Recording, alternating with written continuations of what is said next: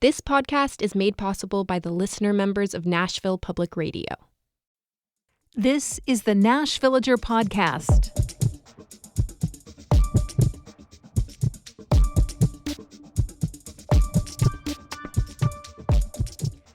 It's April 22nd, 2025, and this could be the last day of Tennessee's legislative session. I'm Nina Cardona, and this is your daily digest of what's happening around Middle Tennessee from Nashville Public Radio, WPLN News. Most of the legislation that moves through the General Assembly each year is pretty workaday stuff. We tend to talk a lot about the really big items that change a lot, but that's just a fraction of what lawmakers discuss and vote on. One item that's kind of gone under the radar this time is a measure that will potentially draw out an already long fight over removing the Confederate flag from Williamson County seal. 4.5 years ago, the county commission voted to change it. After the George Floyd protests, there was significant pressure from residents and businesses to change the quadrant of the seal that shows a Confederate flag draped over a cannon. But all this time later, that flag is still there. That's because the matter has been caught up in a legal back and forth with the Sons of Confederate Veterans, or SCV.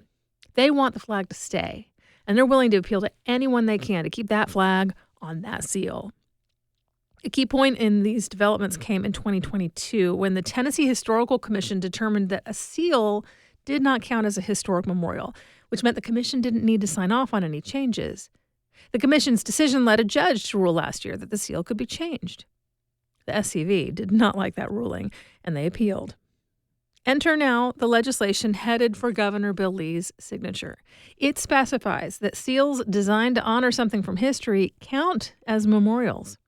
That means the Tennessee Heritage Protection Act applies to them. That act was created in 2013 after Memphis removed a statue of Confederate General Nathan Bedford Forrest from a city park, and some lawmakers were upset. The law passed back then gives the state the final say over whether historic monuments can be altered or removed, and the new one means the seal debate can go back to the Tennessee Historical Commission for them to decide. Except, honestly, that isn't as simple as it may sound. We learned this lesson a few years ago when there was a big push to remove a bust of General Forrest from the State House. And remember, this is the guy who was believed to be the first Grand Wizard of the KKK. Now, by the time things got to the Historical Commission, the fight had already been going on for years. At one point, there was a sit-in protest at the governor's office. Current legislator Justin Jones was one of the leaders of that demonstration. There was a bill in the General Assembly to replace the bust with something honoring a more deserving Tennessean, but that failed in its first committee vote. Finally, in 2020, the Historical Commission did vote to move that bust and two others to the State Museum, where they could be displayed with more contextual information. But after that decision, some legislators filed a bill to completely replace every member of the commission. There were questions about whether the panel that oversees the building issues at the State House had been allowed to send the matter to the Historical Commission in the first place, or should they have gone through the State Building Commission first? The whole thing had to go through the Attorney General's office so he could advise on the best legal path. Ultimately, all of the commissions and panels and boards signed off on removing the bust, and it was indeed moved to the State Museum. But it took a ton of wrangling and really confusing back and forth and back again to make that happen. Several of the legislators who really dug their heels in on the Forrest bust are still in place. That list includes the speakers of both the House and Senate. Now, I don't know if they care as much about the Williamson County seal as they did a piece of sculpture that was displayed in the building where they worked. But we already have proof that at least a couple of lawmakers beyond Williamson County are concerned. The sponsors of this bill to categorize seals as monuments are not from the county that sure seems to be the case that has triggered the measure. The House sponsor is Dave Wright from Knoxville. The Senate sponsor is Janice Bowling, whose district includes Coffee, DeKalb, Grundy, Lincoln, Warren, and Franklin counties. And again, this measure seems to be designed to stop a change that is wanted by many, many residents of the county whose seal it is. Nearly 5 years ago, when the whole move to take the Confederate flag off the seal got going, roughly 12,000 people signed a petition asking to get rid of it. In just a few minutes, we're marking Earth Day by peeking in on a group of people known as Stick Nation. That's coming up after the newscast.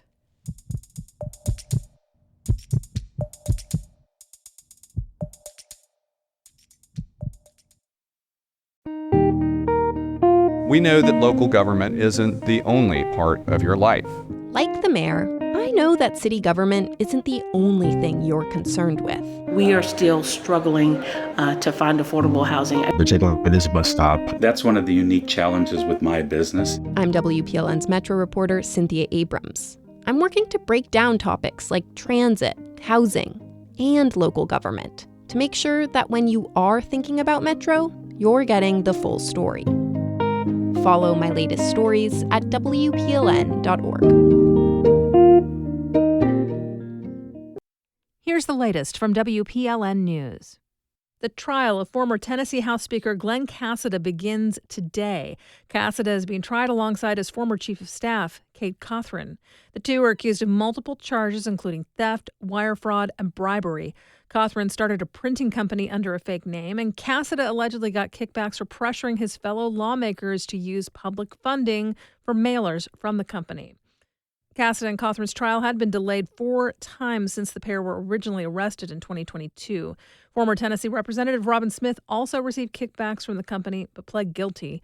She'll testify against Cassada and Cothran. House Speaker Cameron Sexton is also expected to testify.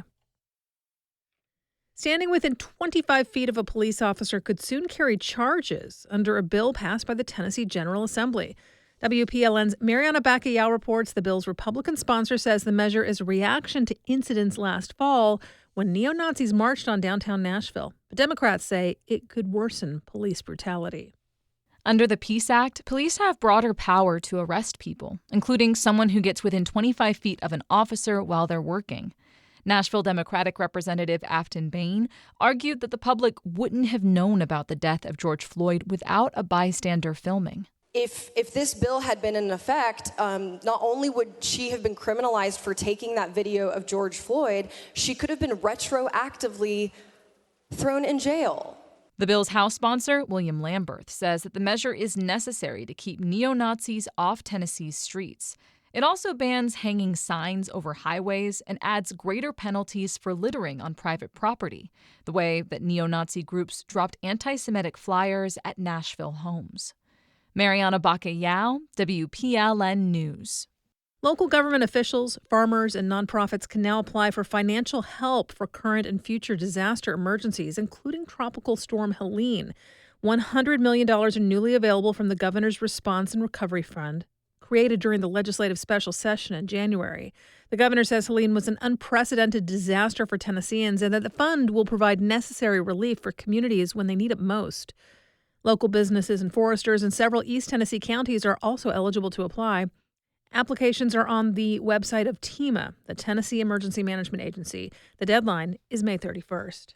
As Nashville struggles to house its ever-growing population, a new report by think tank the Urban Institute has proposed a solution: zoning reforms. WPLN Cynthia Abrams explains the findings. Currently, almost all of Nashville is zoned for single or two-family homes. So one suggestion is to allow for up to 4 units on these parcels. Another issue faced by Nashville residents is that very few of the city's homes are located within walking distance of public transit. And after a successful transit referendum last fall, the city will soon be building out its system. So the report recommends constructing housing alongside transit, namely allowing for high-density development in areas within a quarter-mile of major transit corridors. If these changes were made, the Urban Institute predicts they could allow for the construction of 500,000 new housing units. Civil rights attorneys plan to sue the Knox County Sheriff's Department and the University of Tennessee Medical Center over the deaths of 2 black men. The lawyers liken the first death to the notorious killing of Breonna Taylor, according to a Tennessee Lookout report. A SWAT team had arrived at 18-year-old Devon St. Germain's home that morning on allegations he was selling marijuana. Officers allege he brandished a gun. They were not wearing body cameras when they killed St. Germain. Less than a week later, a black man named David Batts was arrested for an alleged disturbance at a transit center. He was taken to the UT hospital where he allegedly assaulted 2 nurses and then to the county jail. Batts reportedly resisted changing into a jail uniform. Officers pepper sprayed him, tased him 4 times, and hit him, severely damaging his face. Batts was found unresponsive the next day and pronounced dead at the hospital. The district attorney concluded Batts died from meningitis. The Tennessee legislature passed a bill yesterday to remove construction regulations on wetlands across the state. WPLN's Caroline Eggers reports if communities experience a net loss of wetlands, flooding will get worse. Flooding is one of our top threats. In the past 20 years, it's caused more than half of all property damage in Tennessee. And flooding could soon increase. The bill strips protections for one of our most valuable natural flood reduction systems, wetlands. Justin Murdoch, an ecology professor and wetland expert at Tennessee Tech, says it doesn't matter if the wetland being built on is in your backyard or not. As long as it's upstream of you in the watershed, a reduction of it is likely to have an effect on you. Most people live close to creeks, rivers, or aquifers, as we all depend on fresh water. And wetlands are an extension of these water systems, drinking up or slowly releasing water. During heavy rain events, they can make floods slower with less overall peaks, which, Murdoch says, could be the difference between a foot of water in your home or not. If the flood flow was just 2 feet lower or 3 feet lower, they wouldn't have been flooded at all. Like recently, Tennessee communities got drenched during a 5-day rainfall event earlier this month. In Nashville, most people stayed dry, but some homes and businesses did have water seep under their doors. Wetland loss might not be immediately noticeable, but over time, the impact on flooding and its associated cost will add up. Soon, it'll be up to Governor Bill Lee to decide whether we'll keep protecting them. Caroline Eggers, WPLN News. Recent flooding could mean a disastrous year for Tennessee's biggest cash crop. This month is usually planting time for West Tennessee soybean farms, but many fields were left cratered and full of debris after near record-setting rainfall a few weeks ago. Repairing the fields will cost time and money, and the Tennessee Lookout reports planting late could have a significant impact on the amount of soybeans harvested this year. That's after a difficult 2024, with soybean prices dropping about 16% compared to the previous year. You'll find more news anytime at WPLN.org.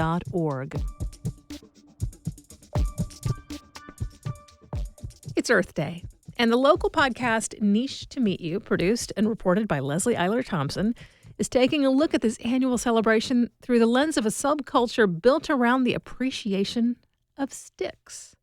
Here's Leslie. The stick, as an inanimate companion, can be found in stories we come across from the youngest of ages. Like maybe you read the 1962 Caldecott medal-winning book The Snowy Day, about a boy named Peter who ventures into the city after a fresh snowfall. One of his first discoveries in the snow is a stick. As we get older, we might read stories about young wizards. The wand chooses the wizard, Mr. Potter. Older generations may even recall Charlton Heston's Moses and his use of a stick to part a body of water that, at the time, produced the greatest special effects sequence cinema had ever seen. Behold his mighty hand! But the creators of an Instagram account called Official Stick Reviews have their own favorite famous sticks. I feel like if we're doing the stick draft, Gandalf comes to mind first. It's a classic. That's Logan Jugler talking about Gandalf, the hero wizard of Tolkien's Middle-earth and The Lord of the Rings. His staff is almost a character in its own right. You shall not pass! For Boone Hogg's choice, he selects the stick of a famous wise ape. Mine is Rafiki, pivotal character. There's that iconic scene where he hits Simba over the head, teaches him a life lesson, so... Yeah, Rafiki's staff. No, not a stick. Hey, where are you going? I'm going back. Logan and Boone are stick experts. The 3 million followers of their Instagram account call themselves Stick Nation. The account posts videos, dozens of them a week, from people in every nook and cranny of the world.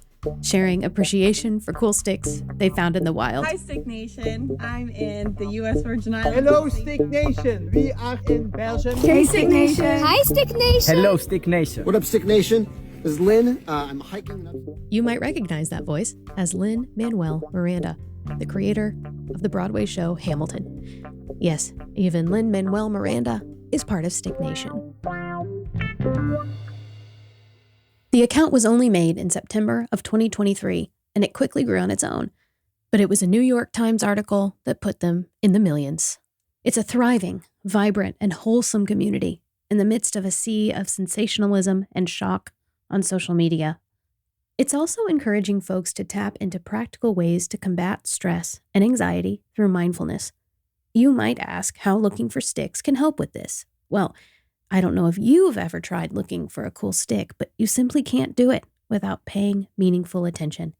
Here's Logan. A lot of our lives maybe are disconnected from the reality that our planet is amazing and that interaction that you have with the world is like also beautiful.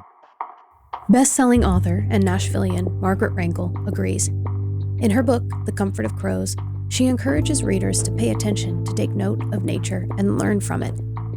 Here's a passage from the book, read by Margaret herself, using her own phone to record in her backyard.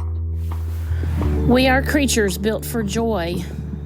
We can stagger out of an appointment where a person in a white coat has given us the news we think we cannot bear to hear. And still we smile at the baby in the checkout line, clapping her chubby hands at the balloons by the cash register. Take your cue from the bluebirds who have no faith in the future, but who build the future nevertheless, leaf by leaf and straw by straw, shaping them into the roundness of the world. Turns out, you don't need to be a stick expert to be a part of the Stick Nation niche.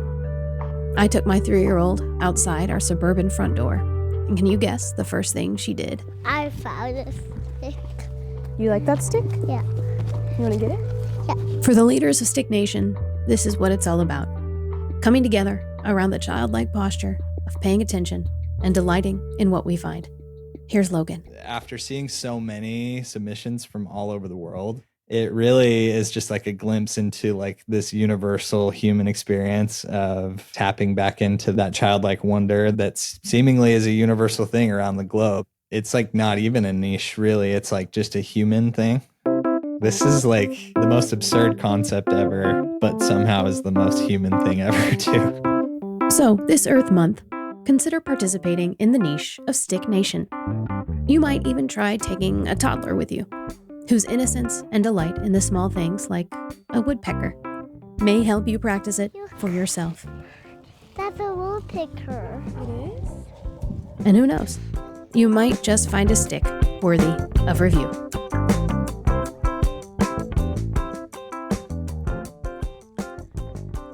You can find Niche to Meet You and listen to the full story about Stick Nation on all podcast platforms. Learn more at WPLN.org/niche.